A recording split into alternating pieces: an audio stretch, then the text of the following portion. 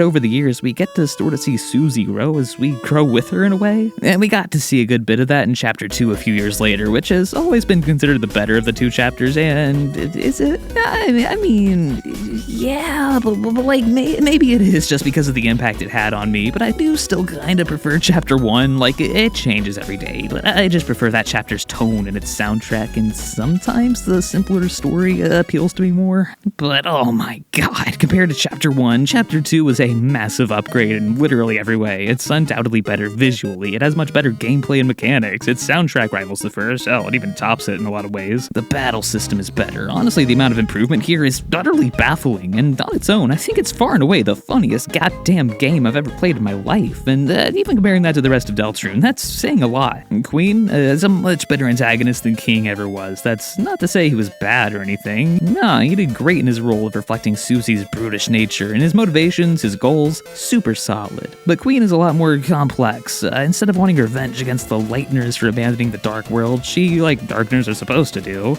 just wants to make the Lightners' lives better. She wants to entertain them, to give them purpose. And what's the best way to achieve that goal, you may ask?